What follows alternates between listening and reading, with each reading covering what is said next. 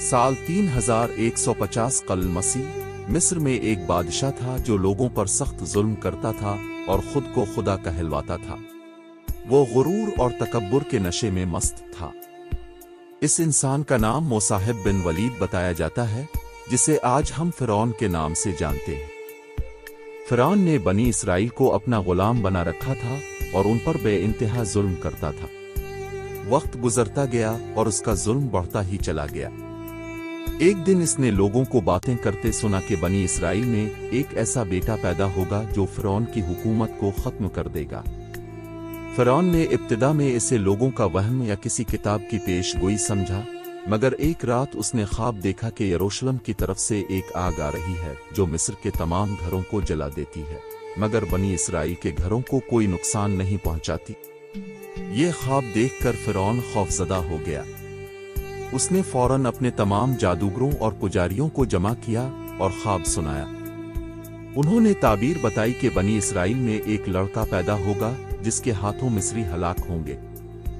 फिरौन ने पॉलिसी बनाई कि एक साल लड़कों को कत्ल किया जाए और अगले साल छोड़ दिया जाए। जिस साल बच्चों को जिंदा छोड़ा जाना था, इसी साल हजरत मूसा के भाई हजरत हारून पैदा हुए, और अगले साल जब बच्चों को कत्ल किया जा रहा था, इसी साल हजरत मूसा पैदा हुए। हजरत मूसा की वालिदा को खौफ था कि उनके बच्चे को कत्ल कर दिया जाएगा। तब अल्लाह ताला ने इल्हाम फरमाया कि बच्चे को दूध पिलाओ और जब खौफ महसूस हो तो उसे दरिया में डाल देना, ना डरना ना गम करना, हम उसे तुम्हारी तरफ वापस लौटाएंगे और इसे रसूलों में शामिल करेंगे। हजरत मूसा को एक टोकरी में रखकर दरियाए नील में छोड़ दिया गया। अल्लाह के हुक्म से वो टोकरी फिरौन के महल के पास जा पहुंची। फिरौन की बीवी ने बच्चे को देखा तो अल्लाह ने इसके दिल में हजरत मूसा की मोहब्बत डाल दी। ये सुनकर फिरौन ने हुक्म दिया कि बनी इसराइल में पैदा होने वाले हर लड़के को कत्ल कर दिया जाए। हजरत मूसा फिरौन के घर में परवरिश पाने लगे। अल्लाह ने दिखा दिया कि वही सच्चा रब है जो अपने दुश्मन के घर में भी अपने नबी को पाल सकता है। जवानी में हजरत मूसा ने देखा कि एक इसराइली को चंद मिस्री मार रहे हैं। उसने हजरत मूसा से मदद मांगी। हजरत मूसा ने बीच बचाव किया, मगर एक मिस्री उनके हाथ से गलती से कत्ल हो गया। हजरत मूसा को इस बात का शदीद अफसोस हुआ। उन्होंने फौरन अल्लाह से मुआफी मांगी और अल्लाह ने उन्हें मुआफ फरमा दिया, क्योंकि कत्ल का कोई इरादा नहीं था। अगले दिन वही इसराइली दोबारा झगड़े में पड़ गया। बात बढ़ गई और मिस्रियों को पता चल गया कि हजरत मूसा से एक मिस्री कत्ल हो चुका है। एक नेक दिल शख्स हजरत मूसा के पास आया और बताया कि सरदार तुम्हें कत्ल करना चाहते हैं, बेहतर है फौरन शहर छोड़ दो। हजरत मूसा बगैर किसी तैयारी के मिस्र से निकल गए। ना जान रहा था, ना सवारी, ना जूते। वो नंगे पांव रेगिस्तान में चलते रहे और मदीन की तरफ सफर किया।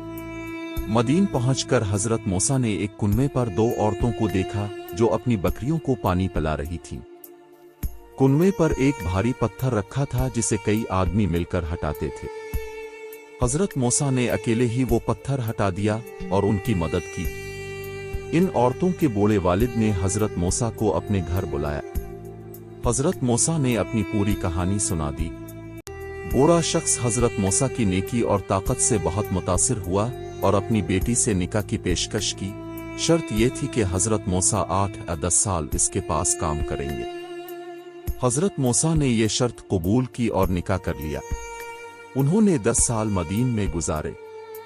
ये साल हजरत मूसा की जिंदगी के बहुत अहम साल थे, जिनमें वो अल्लाह की कुदरत पर गौर करते रहे और उनका दिल और दिमाग तैयार किया जाता रहा। 10 साल बाद हजरत मूसा ने मिस्र वापस जाने का फैसला किया ताकि अपनी माँ और भाई से मुलाकात कर सके।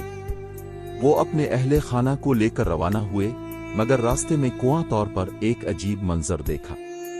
उन्हें दूर आग नजर आई। हजरत मूसा आग लेने के लिए आगे बढ़े तो अल्लाह ताला ने उनसे कलाम फरमाया और कहा, ए मूसा, मैं अल्लाह हूं, इस कायनात का रब। अल्लाह ताला ने हजरत मूसा को असा का मौजिज़ा दिया जो सांप बन जाता था और हाथ को रोशन करने की निशानी अता की। फिर अल्लाह ने हुक्म दिया कि फिरौन के पास जाओ, क्योंकि वो सरकश हो चुका है। اللہ نے حضرت موسیٰ کو اپنی حفاظت کا یقین دلایا۔ حضرت موسیٰ اور حضرت ہارون فرعون کے دربار میں گئے اور اللہ کا پیغام پہنچایا۔ فرعون نے انکار کیا اور جادوگروں کا مقابلہ کروایا۔ جادوگروں نے اپنی رسیاں اور لاٹھیاں پھینکیں جو سانپ بن گئیں، مگر حضرت موسیٰ کا عصا سب جادو نگل گیا۔ یہ دیکھ کر جادوگر سجدے میں گر گئے اور ایمان لے آئے۔ آخرکار حضرت موسیٰ بنی اسرائیل کو لے کر مصر سے نکلے۔ فرعون اپنی پوری فوج کے ساتھ ان کا پیچھا کرتا رہا۔ سمندر کے کنارے پہنچ کر اللہ کے حکم سے راستہ بنا، بنی اسرائیل سمندر پار کر گئے اور فرعون اپنی فوج سمیت غرق ہو گیا۔ یہ واقعہ قیامت تک کے لوگوں کے لیے اللہ کی ایک عظیم نشانی بنا دیا گیا۔